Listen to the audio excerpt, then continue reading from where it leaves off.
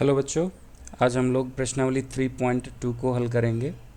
यानी कि त्रिकोणमितीय जो फलन है sine cos tan cot sec cosec, तो उस पर बेस्ड ये प्रश्नावली रहेगी। तो इसमें पहले तो हम समझ लेते हैं कि साइन कॉस टेन कॉट होते क्या क्या हैं। तो साइन जो है आपको वैसे पता है पहले से ही कि ये सभी जो है एक राइट एंगल ट्राइंगल में इनको बनाया जाता है।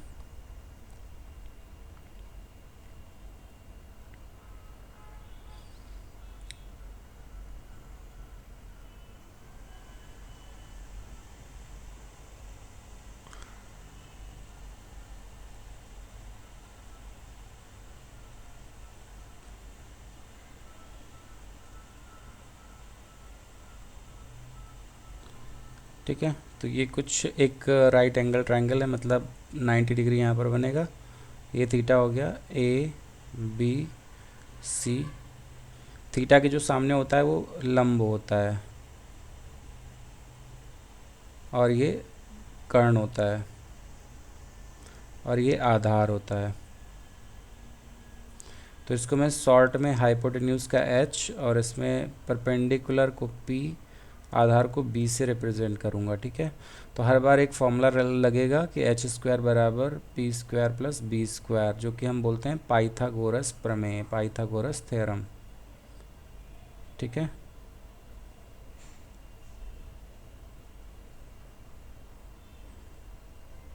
क्लियर।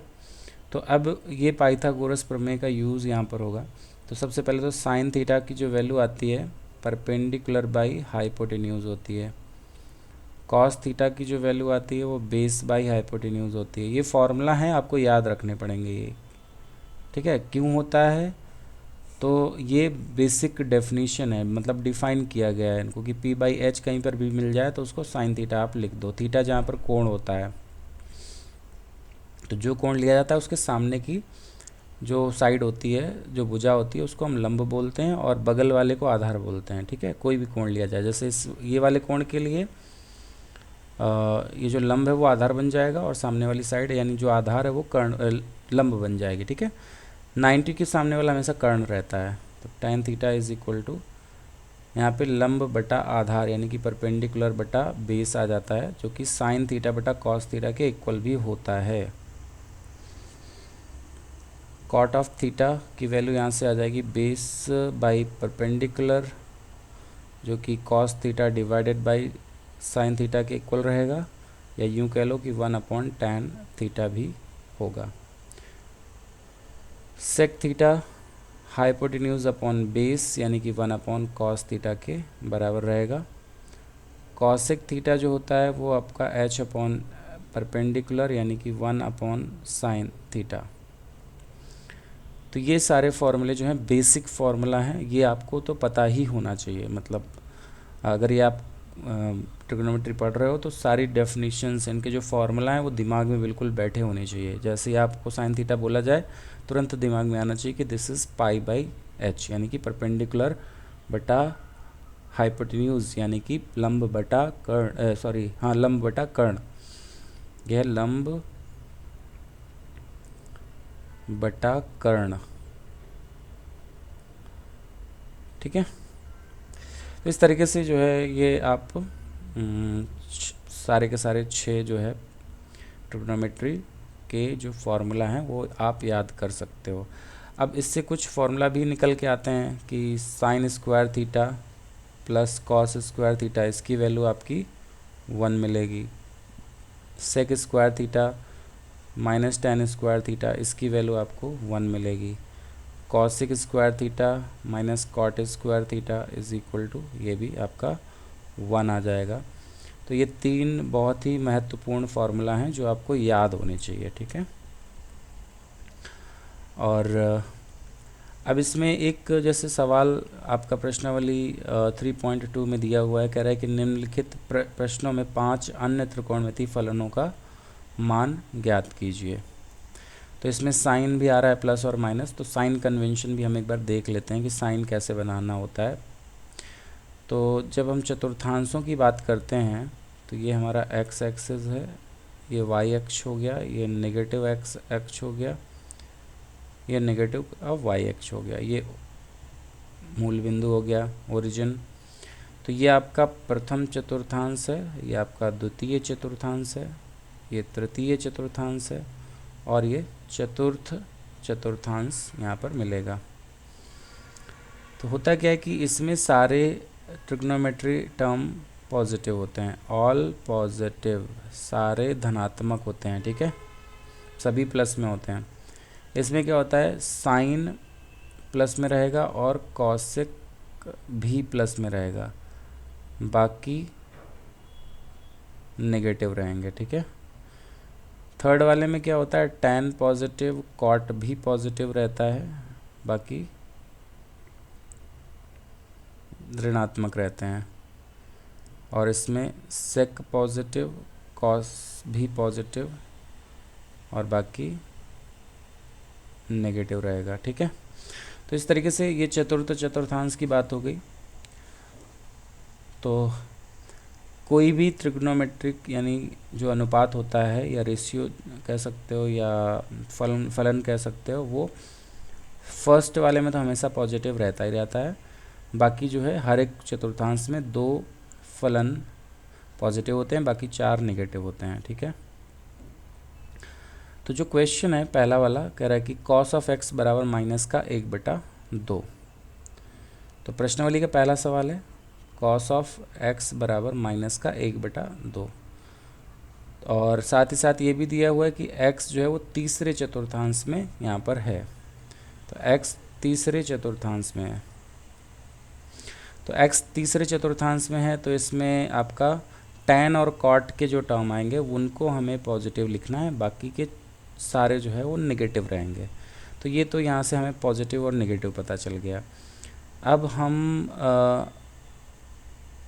पता करेंगे कि अगर कॉस दिया हुआ है तो बाकी की भुजाएं कैसे निकालोगे आप। ये 90 डिग्री हो गया, ये थीटा हो गया, ये एक्स हो गया, मतलब यहाँ पे एक्स दिया हुआ है तो एक्स ले लो। अच्छा, कॉस एक्स दिया है, कॉस एक्स होता है बेस बटा हाइपोटेन्यूज। तो पहले हम संख्याएं केवल यूज़ करेंगे, माइनस नहीं लिखेंगे, तो 1/2। तो पाइथागोरस थ्योरम से यानी कि ए बी और ये सी। तो मैं एक सवाल अच्छे से बता देता हूँ, फिर बाकी सारे इसी तरीके से होंगे। तो पाइथागोरस प्रमेय के आधार पर अगर हम इसको देखते हैं तो ए बी का स्क्वायर प्लस बी सी का स्क्वायर बराबर ए सी का स्क्वायर आता है। ए बी स्क्वायर तो 1 हो गया, 1 का स्क्वायर, बी सी स्क्वायर हमें पता करना है, बी सी का स्क्वायर, और ये 2 का स्क्वायर आएगा, ये 4 वैल्यू आ गई, ठीक है। तो बी सी का स्क्वायर यानी बी सी की वैल्यू आ जाएगी 4 - 1 मतलब 3। तो बी सी की वैल्यू आ जाएगी √3। तो हमें ये बी सी पता चल गया, मतलब ये √3 पता चल गया। तो अब इसके बाद बाकी के सारे ट्रिग्नोमेट्रिक रेशियोज आपको पता चल जाएंगे, यानी कि साइन ऑफ एक्स निकालना है, क्योंकि थर्ड क्वाड्रेंट में है तो नेगेटिव रहेगा।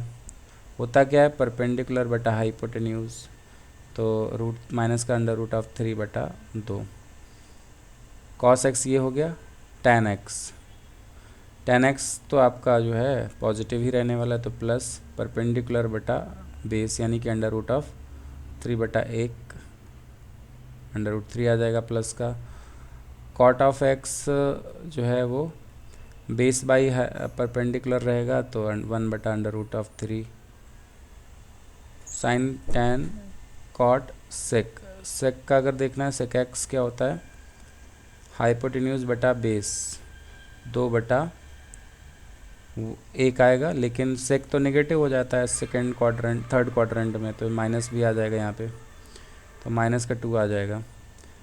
कॉसेक एक्स अगर हमें देखना है तो ये भी नेगेटिव आएगा, -h अपॉन परपेंडिकुलर, माइनस का 2/√3।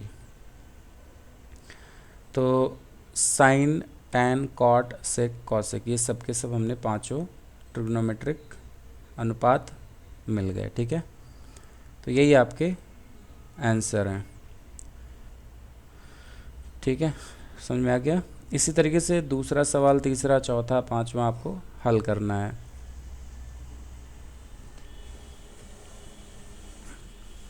ठीक है, तो हर एक में आपको पहले से देखना पड़ेगा कि कौन से चतुर्थांश में और उसमें कौन कौन सा पॉजिटिव कौन सा नेगेटिव है, फिर उसके बाद हम उसको हल कर पाएंगे। अब इसमें प्रश्न संख्या 6 से लेकर के 10 तक कह रहा है कि इनके मान ज्ञात कीजिए। तो मान ज्ञात करने के लिए हमारे पास, इस टाइप के मान ज्ञात करने के लिए हमारे पास कुछ फॉर्मूला होना चाहिए। तो फॉर्मूला क्या होता है वो देख लो कि सबसे पहले तो आप जो भी एंगल दिया हुआ है उसमें 360 डिग्री के गुणांक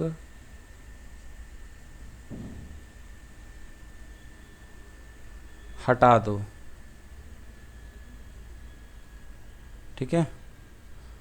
फिर जो नंबर बचेगा सबसे पहले लास्ट में वो बचेगा 0 से 360 के बीच में। तब क्या होगा कि अगर 90 इंटू विषम संख्या करनी पड़ रही है,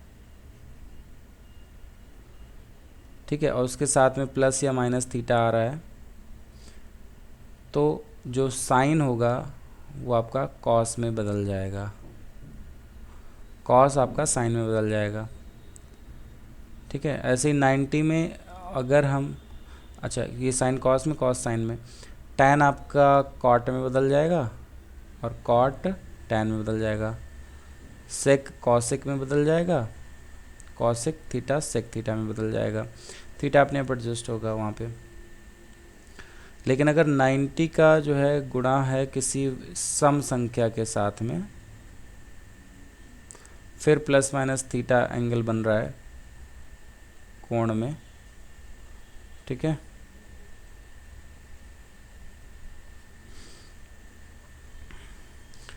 तो इस तरीके से बदलना है आपको कि साइन जो है वो साइन का ही रहेगा, साइन साइन में रहेगा, कॉस ऑफ का कॉस में रहेगा, टैन टैन में रहेगा, कॉट कॉट में ही रहेगा, सेक सेक में रहेगा, कॉसेक कॉसेक में ही रहेगा, इसमें चेंज नहीं आएगा, मतलब नो चेंज, यानी एंगल में कोई चेंज नहीं आएगा। और बाकी जो प्लस माइनस है वो हम देखेंगे कि कौन से चतुर्थांश में जा रहा है उसके आधार पे किया जाएगा, ठीक है। मतलब कहने का कि 0 180 plus minus theta, 360 plus minus theta, 540 plus minus theta, ETC में कोई चेंज नहीं होगा, कोई परिवर्तन नहीं होगा, ठीक है। लेकिन इसमें जो केसेस बनेंगे वो आपके 90 प्लस माइनस थीटा हो सकते हैं या फिर 270 प्लस माइनस थीटा हो सकता है, एंड सो ऑन, इस टाइप के केसेस में, ठीक है। तो एक सवाल करते हैं फिर समझ में आएगा आपको कि क्या कहना चाह रहा हूँ मैं। 6वां सवाल देख लेते हैं। 765